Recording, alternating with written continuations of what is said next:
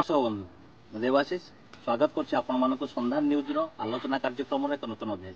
दर्शक बंधु आज आम आसी पहुंचीचु जाजपुर जिला रसुलपुर ब्लॉक बड़ चौपई ग्राम आ जो अतिथि पाखे आसी पहुंची से अतिथि होती निज भितर निजे स्वतंत्र निज गुण को छोट बेलू विकसित कर से गुण बल आज सारा ओडिशा से परिचित होती। बेसी समय नेबी ना आसतु स्वागत करवा से अतिथि महाशय को जहाँ ना हूँ मानसी दलाय। नमस्कार मैडम, स्वागत कर कार्यक्रम। मैडम आरंभ करी प्रथम आपण बाल्य काल छोट बेले आपण जीवन किभली कटि छोट बेला आपण पचारिले गल अति उत्तम कथा। छोट बेले बहु कष्ट रे पारिवारिक संसार चली एक प्रकार मोर जेज थिले से जने भल कलाकार तांकरी पाखरे मो पालन नालन हेई पढ़ा आपण तो पिला बेला को जगह कटि हमर मो बापा घरटा होउची तंडरा से जगह रे तंडरा मो जेजंक ना होउची मेळुदळे। तांको जीवन रे से एमिति माने कला को आदर करि नै जाइतिले यात्रा गीतिनाट्य एमती विभिन्न प्रकार ढंग से बहु तबला हारमोनियम बेंजू बांस सब प्रकार पारंगम थिले। आपण तांको संस्पर्श रे आसी छोट बेलू कला प्रति आग्रह सृष्टि होला एवं आपण सेही दिगरे मन गले सेही दिगरे जेज ये तो बढ़िया कथा कहले ना। तांकर कोन तांकर टीम थिला कलाकार संगत टीम थिला बसिक तबला हारमोनियम आम घरे सब जिनिस थिला कलार विकसित जिनिस सब थिला। जेज तांकर संध्या सकाळे बजेबे आ भारी हरिक प्रेम यही सब ढंग रंग नहीं जेज तांकर सब दैनंदिन माने कीर्तन भजन करते। मते पिला बेले पठेबे कबे जाउनु टिके कोन ट्यूशन फ्यूशन टिके जा मोर सेतेरे मन न पाठ पढ़ा प्रति आपनकर दुर्बलता नथिला दुर्बलता थिला कला प्रति दुर्बलता थी आज्ञा जहा फल आज आपण जने सुनामधन्या पाला गायिका हेई परिछन आज्ञा सेठी आ गोटे कथा मन को आसुची आपण जते बेले कीर्तन करियो जानती बा संगत रे बसंती आपण भी पार्टी करन एक छोट पिलाडे सुका एठी बसु जाउन पाठ पढिबो अनेक थोर आज्ञा पार्टी हेची मो मां भी बेले बेले प्रहार करिवे कहबे तू पाठ दी अक्षर पढिले पर घर को जीवु कल मंदटे कौन गोटे बही पत्र पढ़ू लक्ष्मी पुराण टे कहे आम बो पढ़ू ये करू से करू मुझे सेगुड़ा गोटे मोर मन ना मोर प्रथम लक्ष्य ये केमिति गाउचंती कौन करूचंती सेतबेलर पुरुणा गीत मो जेज बसिकी गाउथिबा हारमोनियम रे आज केली को तू की श्री मुरे मोर माँ पुण्यती की अरे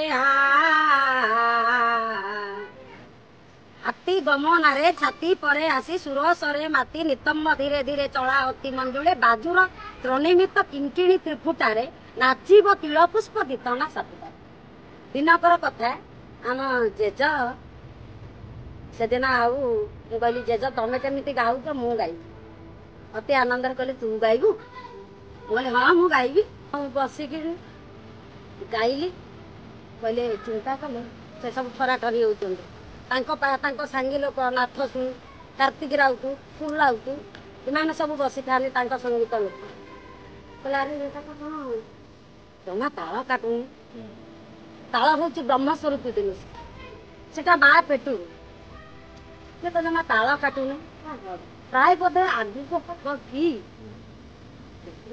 आशा जागृत से मन रे आशा जागृत एमती भी हाउले हाउले मत भी छिड़ा कर सखी कंडे की नाच करती मत भी नचे बोधे से समय से प्रतिभा चिन्ह पारे आज्ञा निश्चित भाव तांको मन भितर पूर्ण गोटे जागृत ना ये पिलाटी दिन दिन गोटे कलाकार रूप में परिगणित हो आज्ञा परम रूप में आपण किबे आसी क्षेत्र जहार पूर्व भाग्य दिश ता पुत्र साधु संगे बस पूर्व जन्म तपस्या बल नथिले किछि आज्ञा हेई पारेनी सफल हेई पारेनी आउ ये कला जगत रे किछिटा भल थाए किछिटा मंद थाए तेणु मु जेतेबेले मामू घर पाखरे जिबा आसिबा कली सेठी भी बड़ अष्ट प्रहरी नाम जप मामू घर को जगह मामू घर होउची मालानपुर मताबाज आज्ञा मामू घर पाखरे जिबा आसिया कली आमर होउची आज्ञा कार्तिकेश्वर मंच थाए कार्तिकेश्वर अनुष्ठान ठाकुर पूजा करती कीर्तन मंच ना पाला मंच आज्ञा खुशी बासी रे बड़ बड़ गायक गायिका समस्त डका जाए प्रभाती सेनापति नक्षत्रमणि साहू शशिकला साहू से बैतरणी रोड को आसी थांती पाला को आसी थांती सी जेमिति गाइले बजेइले भल मंद कले आउ एतिकी मते भारी भल लागे कोन कलाकार लोक देखा पिला दिन भारी खुशी लगे से जो वेशभूषा किमिति की ढंगरे चालुचन पाला वाला कौन कथोपकथन होउचंती आंकर चलनीटा केमिति मते भारी माने मु जेमिति गरीब लोक आज्ञा बाटर जीवा समय किछि धन पाई गले जेते खुशी होंती मते भारी कलाकार लोक देखिले भारी सेमिति आनंद लागे भल कथाटी आपण कहले हमर गोटे कथा जेमिति पूर्वार्जित कर्मफल अग्रे धावती धावती निश्चित भाव से गुण जो आपण टाणी हेले ताको प्रति आकृष्ट हेले कला प्रति आकृष्ट हेले सेठू मो नना कहले कहले झिया आम गाँव पाला फाला होउची तू मामू घरे कोन होउची तू आसे आम गाँव मु आज्ञा बसिकी देखिली बसिकी पाला देखिली से बेल रे से भौणी मोर से गायिका भौणी गाइथिले नारायण मूर्ति करुथा भावना नाग नर सुरजार करंती वंदना मु ये गीतटी की पूरा संपूर्ण भाव में शिखिदेली तांको कतिरे बसी बसिकी पाला देखिली जेमिति आज्ञा शिखिदेली आम घर पछपटर जने ब्राह्मण घर था ये बुढ़ा बापा जेज बापा अज्ञात मु कहली बुढ़ा बा आ तमे गोटे कथा कर मु पाला शिखी ये केमिति नाचुचंती बापलो केते प्राइज पाइला केमिति का फूल गजरा ता बेकर पड़ी मु निजुको निज सेठी मोर से मोर दीक्षा गुरु हे गई मु जते बेले देखिली तांको पालाटा मु चिंता कली मोरी भलिया तो जणे छी ये जदि एमिति गाई कही बुझाई केते लोक तांको भल पाउचंती आ केते लोक भी सुनुचंती तांको देखुचंती मु जदि एमिति करंती ताला मते भी सेमिति लोक आपण से बयस केते थिला से समय सेते 12-13 वर्ष भलिया एते छोट बयस आपण मन को आस्तिला मु से बडी गुटे मु सेमिति टिके हुंती की मते लोक देखंते एमिति फूल गजरा मो बेकरे पड़ंता एमिति लक्ष्य धारा आसिला मु आज्ञा मने मने से आउ तो स्वल्प समृद्धि जानी नहीं गुरु न करी हे अर्जुन कहीं जानबू सदज्ञान गुरु कले सीना सब कथा जानिबा किंतु से माने गुरु करी शिखिचंती तांकर ता कथि कोन गाई गले मोर जति की मन रहिला रहिला जति की न रहिला नाही किंतु भावना जागृत हला निश्चित भाव में ए क्षेत्र को पसिबी सेटु आज्ञा आस्ते आस्ते नन्ना मिश्र ब्राह्मण घर आम घर पछपटरे तांको नन्ना आजा डाकंती तांको पाखरे आज्ञा वसु साहित्य टिकी प्रथम से बुढ़ा पाखरे टिके गेलटा उट हेई मु कथावार्ता कली से भी गेलटा उट होंती एमिति तांको ग्राम्य जीवन ग्राम्य भाषा से एमती कहती आ मजार जमी कहती मुझे मुझे कौन केमती नाचती जेज अजा मत टे कहीदि हेडू मत कहे कहे तू केमी कौन नाची प्रथम शिखा मोर लिकुमिला आकाती इंद्रजित बध से आरंभ कले सी आगे आगे पढ़े कहे गिरी दरी बिदारी पाताल पुर घेरी सुड़ंग पथ निरीमाई प्रबाल मरकत कनकपुर सत तन मध्य अंधकारे थाई से जज्ञागार गोलक धंदा परकार बेष्टित सहस्र प्राकार मुझे जेज तमें कौन एत बाट को गल मो पार्टी पशिले सीना आपन टिके रही जातु सी आगे आगे कहे धीरे धीरे आपण फॉलो कले मु पछे पछे किछिटा होउथबो किछिटा होउनथबो पार्टी रे पसुथबो मु एमती एमती आज्ञा लिकुमिला काव्यटी की पूरा मुखस्त करदेली गोटे माता पितार संजोग बेले बिहिजा लिखी कपाळे मुझे देखिबा एटा चिंता कले कले कौन तो अल्प बयसर पिलाटा एमती होउथो हो देखिया कौन कहली मु ताको पाखरे ये सब कथा को परिमार्जित कर पुस्तक ज्ञान से ग्रहण कले आज्ञा मु सेउटु तांको पाखरे ये जो काव्य कविता को शिखिथिली मु पहिले एमती एमती प्रकार सब सेटु बुढ़ा भी मध्य ମତେ ଆଉ ଯାହା ମୋର ତ୍ରୁଟି ଥିଲା ସିଏ ମତେ କାହିଁକି ସେ ଦୈନନ୍ଦିନ ଗୀତା ଭାଗବତ ବାଟ ଚାଲୁ ଚାଲୁ କଥା କହୁ କହୁ ଭଗବତ ନାମ ସବୁବେଳେ ତାଙ୍କ ମୁହଁରେ। ଭଗବତ ନାମ ସବୁ ସଦା ସର୍ବଦା ତାଙ୍କ ମୁହଁରେ। ଏଇଠି ଆଉ ଗୋଟେ କଥା ମୁଁ ପଚାରିବାକୁ ଚାହିଁବି, ଆପଣ ପାଲାକାର ଜୀବନ ଭିତରେ ଅନେକ ନାରୀ ଶିକ୍ଷା ଉପରେ କାର୍ଯ୍ୟକ୍ରମ କରିଥିବେ ବା ନାରୀ ଶିକ୍ଷା ଉପରେ ଲୋକମାନଙ୍କୁ ସଚେତନ କରିଥିବେ। ଆମ କାର୍ଯ୍ୟକ୍ରମ ମାଧ୍ୟମରେ ଆପଣ ଟିକେ କହିପାରିବେ ପ୍ରକୃତରେ ନାରୀମାନଙ୍କର ଗୁଣ କିଭଳି ଭାବେ ହେବା ଦରକାର? ଭଲ ବୋହୂଟିଏ ହବାକୁ ହେଲେ, ଭଲ ଝିଅଟିଏ ହବାକୁ ହେଲେ ଆମର ନାରୀ କବି ଅପର୍ଣ୍ଣା ସୁନ୍ଦର କାବ୍ୟଟିଏ କହିଥିଲେ। କହିଲେ ଲଜ୍ଜା କହେ ଛି ଛି ଏ ଧିକ ନାରୀ ଜନ୍ମ କହନା କହନା କଥା କି ଭାବିବେ ଯୁବା ଶେଖର ଦେଖିଲେ ତୋର ଏକି ପ୍ରଭାବତା। କିନ୍ତୁ ପ୍ରେମ ମାନିବ କି? ପ୍ରେମ ବାଡ଼ ହେଇଯିବ। ପ୍ରେମ ବୋଲେ ଦର୍ଶନ ମାତ୍ରେ ବିକି ଦେଲୁ ଯାହାଙ୍କୁ ଜୀବନ ରକ୍ଷା କଲେ ଯେଉଁ ସେଇ ଜୀବନର ମୂଲ୍ୟ ମହତ ଧନ। ପ୍ରେମ ମାନିବନି। ତେଣୁ ସେଇଭଳି କଥା ଲଜ୍ଜା ନାରୀର ଭୂଷଣ। ଆମେ ନାରୀ, ଆମେ ନିଜକୁ ଆଗ ସଂଯତରେ ରଖିବା। ବାୟା ବାବାଙ୍କର କଥାଟିଏ ମନରେ ପଡି ଯାଉଛି, ଆପେ ଆପଣାକୁ ଚିହ୍ନିଲେ ତୁଟି ଯାଏ ବାସନା ଆପେ ଆପଣକୁ ଚିହ୍ନିଣ ହେଲା ବାଇ ଆସିନା। ଆମର କଳିଯୁଗର ଗୋଟେ ମାଳିକା ପଦ ଅଚ୍ୟୁତାନନ୍ଦ ମହାପୁରୁଷ ଲେଖିଲେ କଣ? କହିଲେ ନାରୀ ଏ ବୁଲିବେ କେଶ ଫିଟାଇ ବସ୍ତ୍ର ପିନ୍ଧୁଥିବେ ପେଟ ଦେଖାଇ। ନାରୀ ମାନେ ଅର୍ଦ୍ଧଉଲଗ୍ନ ବେଶକୁ ଧାରଣ କରିବେ।